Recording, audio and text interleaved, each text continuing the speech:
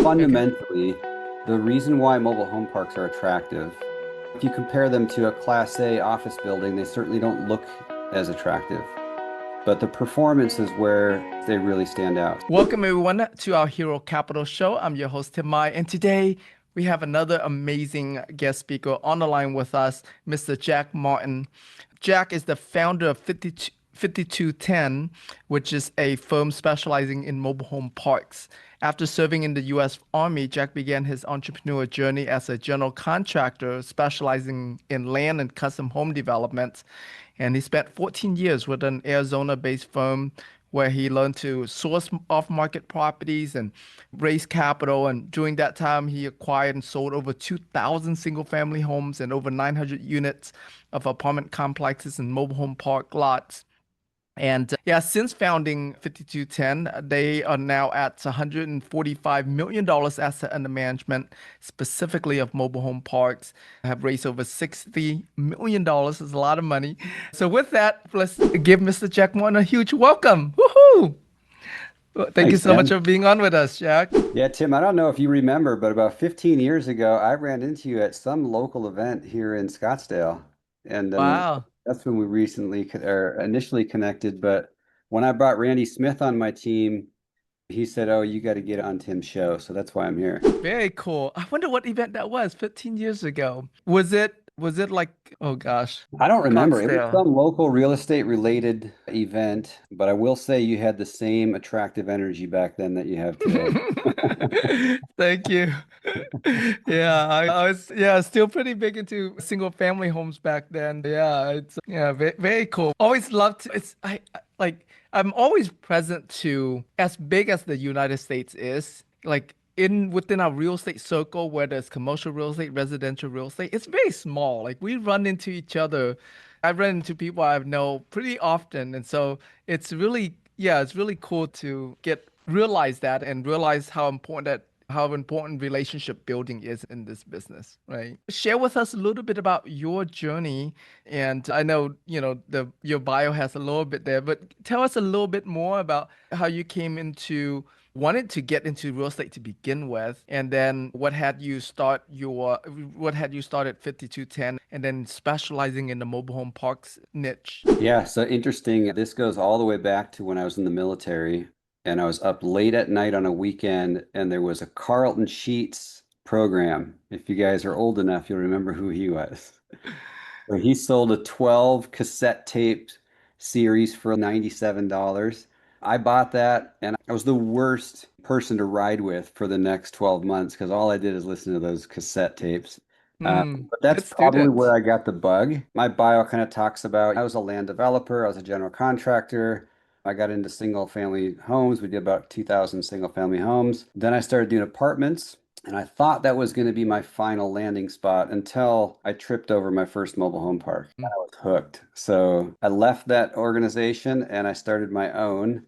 We got about almost 2,000 lots now across 5 states, Wow. and then we're still growing. So I love the asset class. I love the game of real estate, no matter how it's played, but I just really love the mobile home park asset class. Very good. Let's actually talk about the states. So you mentioned you're in 5 states. What are they? What are the states you're in? I started in Arizona. We got about 700 lots here in Arizona. And in a perfect world, I would keep buying them here. But the ones that I want to purchase, the sellers don't want to let go of them. So then I went to Texas. So we got about 500 lots in Texas. Then we went to Nevada, so a regional presence. We have a couple hundred lots there. We went all the way across the country and bought something in Florida, which is more difficult to get to, but it was a pretty heavy value add project. So we bought that one. And then more recently, we bought something in Nebraska, our first I asset see. there. Yeah. Wow. That's pretty much all over over the map, pretty much. Yeah. That's interesting. Okay. So share with us a bit about I've heard a lot about mobile home parks and everything from the smaller mom and pop parks that you can buy fairly inexpensively with private money to the bigger multi-hundred lots parks where the institutional play. Share with us a bit about what is your buy box? Where do you play in that spectrum? Yeah. So we like to buy parks between 10 and $40 million. Okay. So we like to buy quality parks that are more institutional quality, or at least they'll qualify for agency debt. Typically, we're deploying between $4 and $8 million per asset, and then the rest of it is debt. So like to have more manufactured housing communities instead of trailer parks. There's still a great business buying lower quality trailer parks, with a higher cap rate and more cash on cash return. But you trade that off for lower quality and the likelihood for a higher degree of drama. Probably the same conversation as buying A or B class apartments versus buying B class apartments. I mean, it's the same trade-off. But I there's see. opportunity both sides of the spectrum.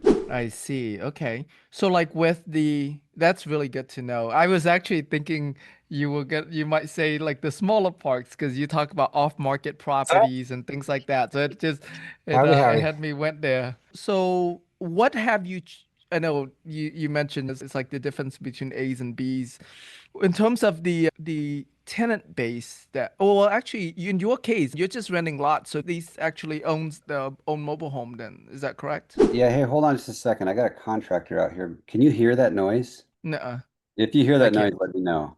Yeah, no. Yeah, I'll go tell him to go work somewhere else. Say that question again, please. Yeah, the tenant base, but I guess if you're just renting lots, you're not dealing with tenants. They're just renting the lot. They own they own the mobile home itself. Is that Yeah, correct? that's the goal. Although when we purchase these, in most cases, there's some park-owned inventory that we get, and there's some vacant lots that we get. So there's a short-term ownership of park-owned inventory, but the goal Mm-hmm. is to sell them off where some of our parks are 100% occupied with all tenant-owned inventory, and the goal is to get all of our properties that way.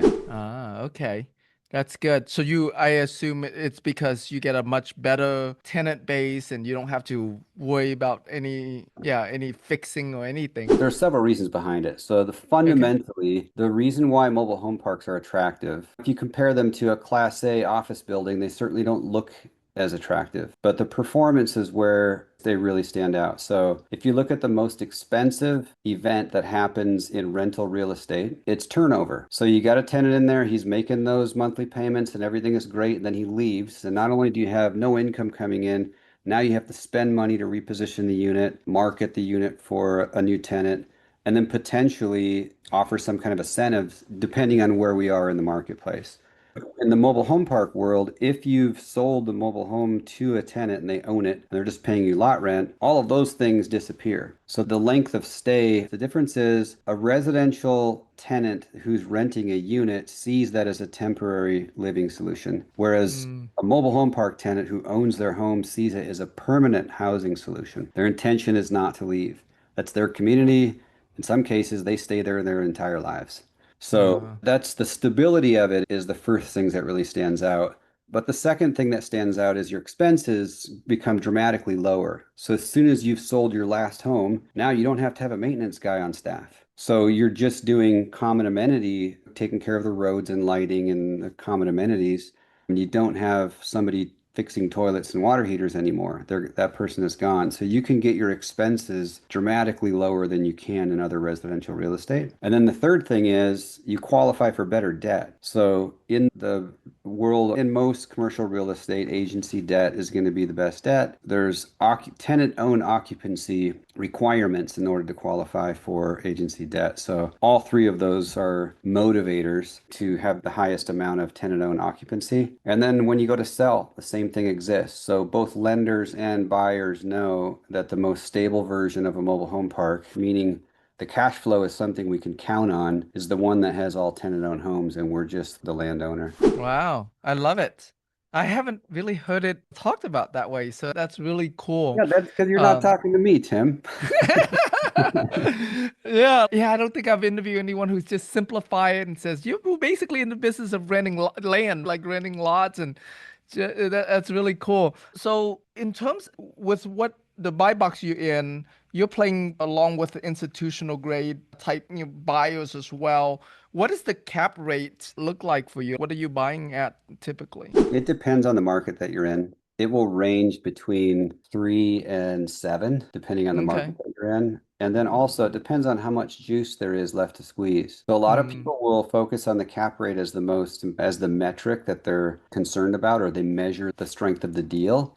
I'm more interested in the cap rate after I've squeezed the juice out of the property. Meaning if there's vacant lots and there's vacant homes and there's any portion or combination of expenses that are higher than they should be or income that's lower than it should be, when I'm done stabilizing the property, what's my cap rate based on the acquisition price then? I'm more interested in that. So I to see. us, we don't look at cap rate as we still pay attention to it because it is something to monitor. But the more important thing is, on a conservative basis, what's the yield expectation that my LPs are going to expect? And if I can hit a mid-teen IRR and over a 7-year hold period, and I can get their cash on cash from 3 to 4% up to 10% during that 7-year That's hold good. period, yeah, Wow. those they're attractive for me. Wow. Okay. So these deals cash flow really well then. Yeah, we don't really talk about 10% cash on cash in multifamily much these days. You know what's interesting, Tim, is the cash flow is what matters the most. So at the end of the day, you don't know where the market is going to be at the end of your Hmm. initial hold period. So if you're intending to exit it and you're assuming a cap rate that's similar to where we are today, that may not be the case 5 to 7 years down the road. So if you're same thing as if you're assuming that you're going to be able to reposition it and refinance, you don't know where interest rates will be. We can just look back to 2021 through 2024 and see where that would have been a problem had you underwritten in 2021 that you were going to refinance at the same rates. That Right. would have been the case. So I think it's really important to focus that don't have all of your yield come from the sale. Make sure that a Hmm. portion of that yield comes from the cash flow as well. That makes sense. So take us back into when you first did your mobile home park deal. You said you've done all of these single family, you've done multifamily, and then there's a light bulb that happens for you. So share with us about that first deal and what was it about it that had you went all in on the mobile home park side? Yes, so admittedly, it was a small deal. So I was an apartment guy and I was buying a vacant apartment complex that had Mm-hmm. been offline for about a year and it had lost its conditional use permit to be used as an Mm-hmm. apartment. I went to the city and they said it doesn't have enough parking. So right next door, there was a half-acre mobile home park and that was sufficient to solve the parking problem. So I knocked on that guy's door and I bought the property Oh, wow. back to the city and said, okay, now I have my land. Can I proceed? And they still fought me. Today, by the way, that building is a government building. So Hmm. they probably had some intention or they had earmarked that for some of their own personal use. Gotcha. But then I owned a mobile home park. So my thought was, this is no different than an apartment. It's just a bunch of people living on the same piece of property. I found out I was wrong. There's actually quite a few things that are different, but primarily the difference is the tenants own the homes. So if you have an apartment complex and you want to reposition it, you just evict everybody and reposition it and then re-tenant it. Well, you don't do that in the mobile home park business because those tenants own their homes. So you reposition the property around them and underneath them, the infrastructure and the landscaping and fencing and signage and all that fun stuff. And then they stay. Of course, the rent is behind market, then you raise the rent and eventually you arrive at market. And then you have a stabilized mobile home park. We did that. Took us about 12 months to go through all of that work. And we got a Hmm. local property management firm just to run it for us. Once it's fully stabilized, it's pretty easy. You can use third party. I wouldn't recommend that when you're repositioning it. That's something you got to do yourself. But it was the most stable cash flowing real estate I had ever owned. No drama. People paid on time, Hmm. zero turnover, just checks in the mail over and over again. So when I saw that, we held that for about 3 years. The cash on cash was pretty silly. It was like in the mid-teens. And after I had given the portion to the investors that were in the deal. It was really steady Wow. cash flow. So some of those smaller deals can turn out like that. On a nominal amount, it wasn't that substantial, but as a percentage, it was pretty ridiculous. But that's when I saw the light bulb came on. We were apartment guys and we were comparing it to our experience with this one mobile home park. We said, why are we not doing more of these? So that's when we went all in on mobile home parks. I love it. Man, this conversation have me think so differently about mobile home park because whenever I hear mobile home parks, I hear trailers, I hear lots of drama, I would assume. So it's so interesting. And so the buy box that you're in, who's your typical competitors in that space? Are they obviously not too small, but I assume the really big guys, do they play in that space too? Or Oh yeah, who's for your sure. competitors? Yeah, so we're probably in the top 25 percentile with respect to the competition in the space. And it is a competitive space. It's a small niche, and that's why it's competitive. The largest owners in the United States have over 100,000 lots. And Mm, we're a toddler in the industry if you by comparison, and we have a couple thousand lots. But yeah, the same type of properties that we're seeking to acquire, most of the intelligent professional owners and the larger institutional owners, they all are chasing the same product. I see. Okay. So what's your business plan look like? You had mentioned a 7-year business plan. So yeah, share with us when you're buying this a park, what is your business plan? How long? And then what's your exit strategy? Yeah, so even though we initially underwrite to a 7-year hold period, our intention is to hold these indefinitely. Hmm. And there's a couple reasons why. Mobile home parks, if you look at why do LPs like them? So we've already talked about the stable cash flow. I think the underlying question that LPs that have been in the business for a long time will ask is, how can I be certain that I'm not going to lose my principal? So mobile home parks are so stable. If we look back to COVID, we collected 100% of our lot rent. If we look back Mm. to the GFC and all the markets that we researched, and this was mostly the Southwest, there wasn't a single large mobile home park like what we're talking about that went to foreclosure, zero. And this is during a time when there was a foreclosure of every asset class on every street corner. So they're just really stable. They're not subject to the volatility that other asset classes are subject to. So when you combine the stability of the asset and then you add the stability of the cash flow, they seem like that's enough. That's all you would really care about. But on top of that, they're probably one of the most tax efficient pieces of real estate that you could own because the one big beautiful bill brought back bonus depreciation to 100%. When you invest in a mobile home park, for every $100,000, you're going to get between $100,000 and $200,000 in passive losses. Oh, wow.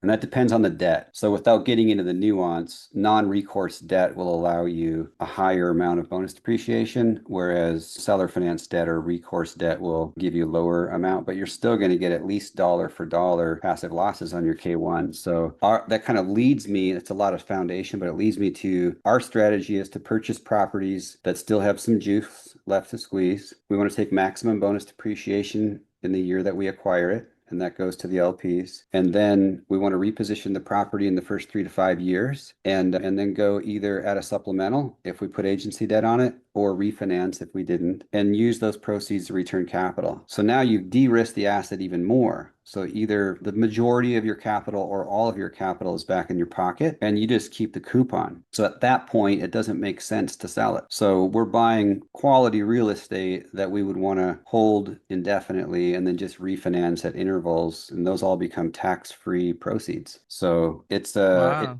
it's a tax strategy, it's a cash flow strategy, and we were able to rinse and repeat. It makes so much sense. I love that.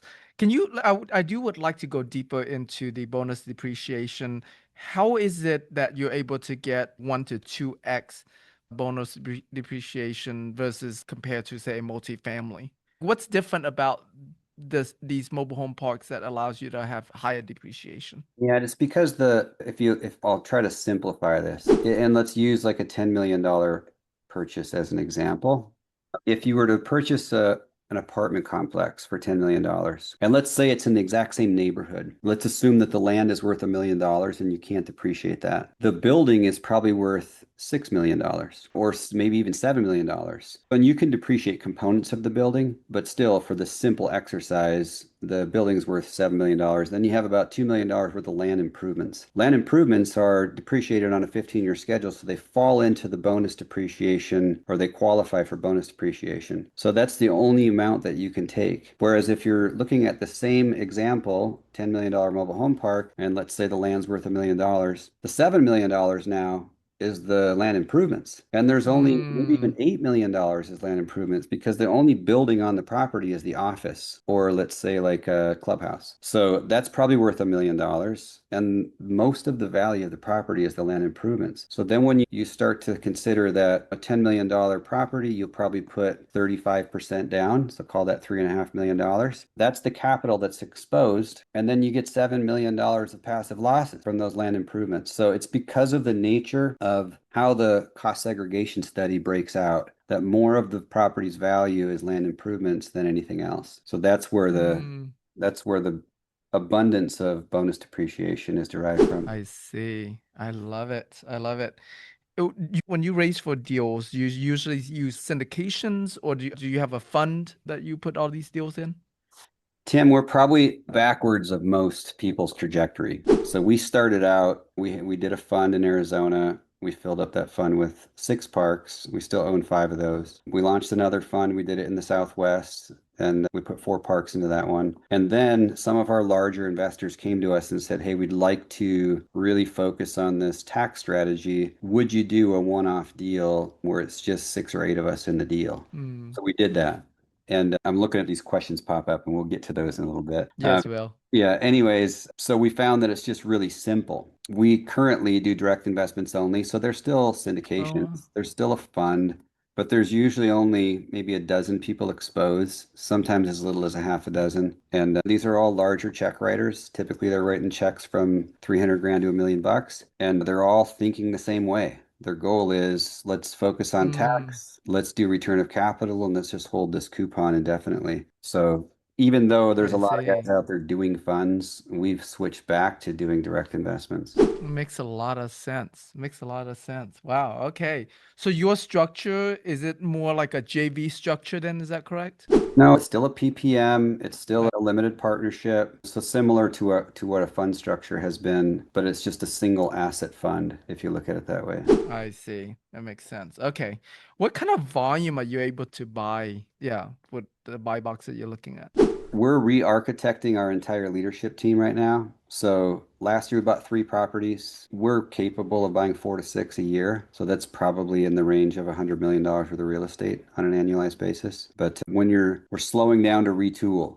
Some of the simple framework that I've heard people share is the people that got you here may not be able to get you there. So Yep. that next level of growing our business, we're attracting some pretty high level talent within the industry. That's really amazing. Actually, a lot of operators in several different asset classes, especially the multifamily, got into trouble with deals they bought in 21, 22. How has your business been? Did you buy during that time period? Have you had any challenges with the properties that you bought during that time? Yeah, we did buy 4 properties during that stretch and no challenges there, but part of that's because they're mobile home parks. Part of that is because we were really acutely aware of what kind of debt we put on the property when we purchased it. In our view, where people get in trouble is they make assumptions that you're going to be able to refinance. So they're using bridge debt and those kind of things. And that's probably where most of that trouble came from. I realized that apartments struggled for other reasons as well, where mobile home parks did not. But we bought 4 properties. We deployed about $32 million in capital, and but we put seller finance debt on every single one of those assets. And it was fixed rate, full Mm, 7 to 10 year debt, interest only in the 3 to 5% interest range. We still hold all of those parks with the same debt. We haven't had to refinance and probably wouldn't want to because rates are still higher than that. very cool. Fascinating. Okay. Siva asked, why does recourse loan reduce tax depreciation? And the second question, the total depreciation is the same, correct, irrespective of the type of loan, correct? Yeah, so the cost segregation study will be the same. So the available depreciation is the same, but there's limitations if you have recourse debt. I'm not an accountant, so I can't tell you the reason why, but what I do know is if you put agency non-recourse debt, you'll be able to maximize the depreciation. And if you don't, let's say you did a seller finance deal, you're only allowed to take depreciation equal to the amount of capital that was deployed in the calendar year that you purchased the property. Now, you still have that follow-on depreciation that occurs in subsequent years, but you can't take it in a lump sum like you could if you had used agency debt. I So see. it just takes longer. You'll still end up with the same result, but it takes longer to get it. I see. Okay. Okay. And then like how much leverage do you usually get with agency debts versus with seller financing? Every deal is different, but generally Okay. agency debt's going to be somewhere between 65 and 70%. Although there's cases where, if the property is a little bit more broken, let's say the property qualifies for agency debt, but there's some temporary income on the property, like RVs that are on some spaces on a seasonal basis, they won't give you credit for that income, so your loan sizing might be reduced. So we've done deals where initially there was only 60% coverage or 60% loan to purchase, but it's typically they're pretty conservative loans. So there's a little bit less leverage there. But we've done seller finance deals where it's 20% down and 80% seller financing. And again, that's usually a pretty broken deal where the only way that the seller can get the premium they want for the property is to carry the debt. Very cool. I interviewed another mobile home park self-storage operator recently, and they incorporate the 721 exchange into their structure. So they allow the seller to do a 721 exchange into their fund so they don't have to do a 1031. Are you familiar with that? You doing anything like that? Yeah, again, I'm not an accountant. I'm familiar with the strategy that's called an UPREIT, or that's a lot of Yep, to correct. that. Yeah. But yeah, we haven't used that and we haven't had to. So Mm, I think that strategy probably makes a little bit more sense if the seller of the property is reluctant to sell because they're exposed to tax. But then you present them with that kind of a strategy, and then it gives them the freedom to have their cake and eat it too a little bit. So that's hmm. probably why that strategy was used. I see. Okay. You mentioned you focus on fewer, bigger check writers. So your capital raising strategy is probably very different than most other syndicators that are going after the $100,000 investors. Can you speak into that? Who is your ideal LP investor, and how are you currently finding them? Yeah, so we started out with $50,000 checks and $100,000 checks. That's how we started. In our funds, those are very appropriate. We wouldn't take a $50,000 check anymore, but we still take $100,000 checks when it's appropriate. So I wouldn't say that we don't accept those.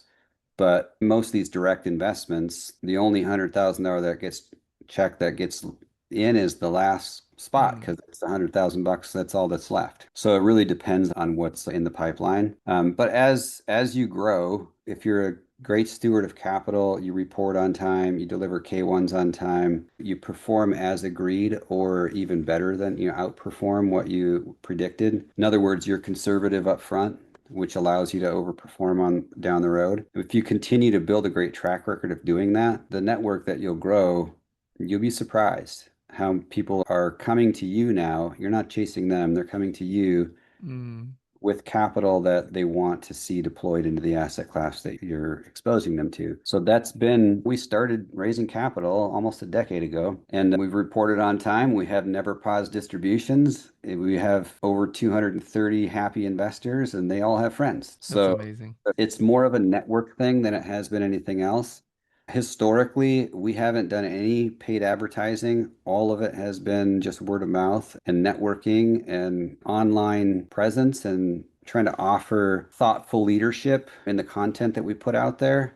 Getting on podcasts and just sharing our story. It's just a host of things just to get exposure or get a wide amount of exposure. And then we're in a small niche. People who understand what they're looking for. They want mobile home parks for the reasons that we talked about. They're specifically hunting for people like ourselves. And there's not a lot of us doing it. It's when they show up and they see what you're doing and you check all the boxes, it's pretty easy for them to save a spot in line. Yeah. Yeah, no, it's really interesting. Like it's just this conversation gave me a big shift in mobile home parks because I have this sort of negative thought about what it means to invest in the mobile home parks. It's not very sexy like a Class A apartment complex is, but the cash flow certainly sounds very sexy, and the depreciation also sounds very sexy. Very, yeah. So you mentioned about reorganizing your team. Share with us a little bit about that. What does your ideal team, what does it look like, and what role does each person play? Yeah, so in our business, first of all, commercial real estate, the you would still build out a similar team, except for you wouldn't vertically integrate with internal manage or third or internal property management. You could outsource that. So in most asset classes, as long as your properties are in major markets, there's a wide variety of resources available for property management. In mobile home parks, there's not, and there's a reason for it. So first of all, the average rent is about $500 for a mobile home park lot. And if a mobile home park property management firm is charging, even if they're charging 10%, they're only making $50 for Yeah. every lot. So they just can't afford to do very much. They'll collect the rent and they'll hire and fire staff and they'll pay your bills and they'll give you your accounting. And that's really all they can afford to do because their total gross rent collections are really low because it's in mobile home parks. So you take that same property, make that a $2,000 a month apartment and just 4x the revenue. So it becomes easier for property management firms that are doing other asset classes to provide more services. And then you look at the reposition of these properties requires buying homes from the manufacturer and getting them delivered and setting them up. And you got home sales that you're doing and you're solving for lending for your residents. And there's so many other components to this business that don't exist in other asset classes that it becomes really difficult for a property management company to handle any of those kind of things. So in our business, we feel like the most important thing is we need to be able to pull all the levers at the property level.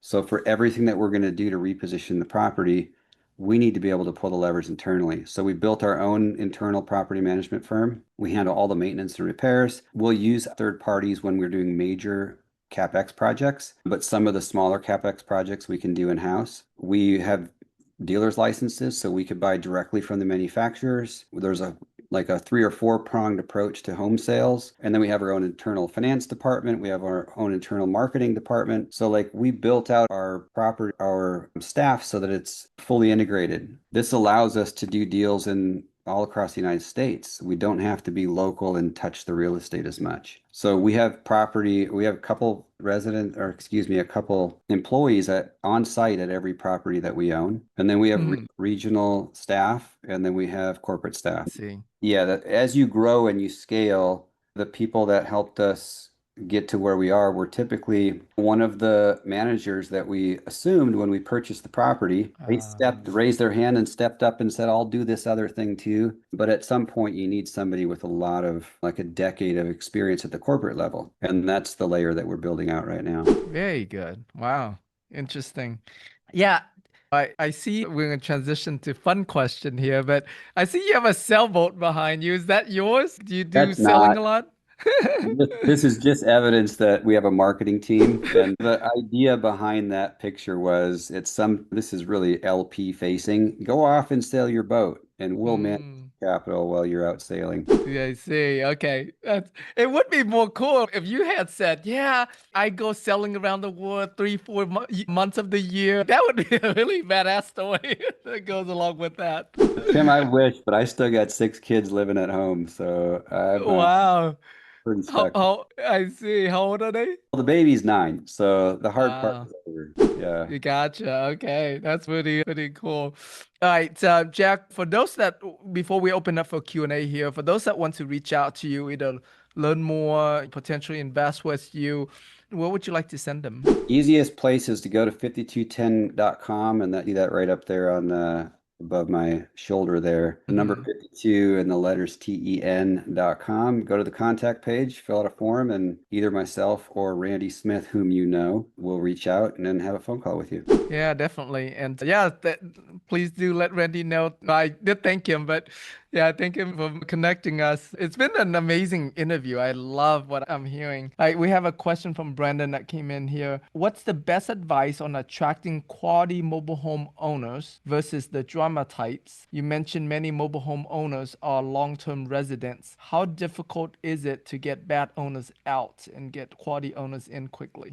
Yeah, so that's the challenge. If you buy the park where all of the homeowners are drug addicts, for example, you can't do anything about it. Yeah, if they violate your rules and regulations, you can evict them. You can take them to court and evict them. We had a park like that. So the trailer parks that you think about, the Yep. made for TV trailer parks, which that stereotype is true if you go seek out those parks, right?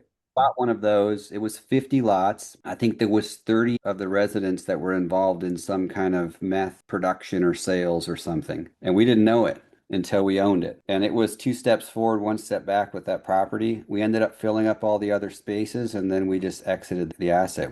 It was too much drama. Mm. So the opportunities where if you want a really heavy value add opportunity, you want to have the least amount of tenant-owned homes. That's going to sound counterintuitive to our earlier conversation, but that will allow you to shape the community. So if maybe only 10% of the homes are tenant owned, it's in a market that you really, and you can get the price right. Now you can evict the residents or not renew the leases of the residents who are renting. It could be either be all at once or it could be on a rolling fashion. They finish See. up their lease and now you renovate that home and you sell it and you start to really create the kind of resident community that you want. And then over the course of time, you can reposition that whole park. But if you purchase a property where all of the tenants are already owners and they're drama, you just purchase drama. Mm, And there's not much you can yeah. do. There's evidence of that's pretty easy to see. So if I drive through a park in 5 minutes, I can tell you what this drama is going to look like or not, just by looking at how they take care of their homes, what kind of cars they drive, and the condition of those cars there are, how many cars they have, and whether they're driving them or not. You could tell, right? Is there is it really clean and neat, or is there junk piled up everywhere? And there's so much of that you can see without ever talking to a single tenant. And then, of That course, you makes can sense. step that up if you bump into a tenant that's in the park and just say, "Hey, what is the community like?" And you'll get the truth out of them. I see. That makes a lot of sense. It's very similar to like when we're driving neighborhoods, right? You can tell when a neighborhood is primarily like owner occupied versus tenant occupied just based on the pride of ownership that people have in their homes. That's cool.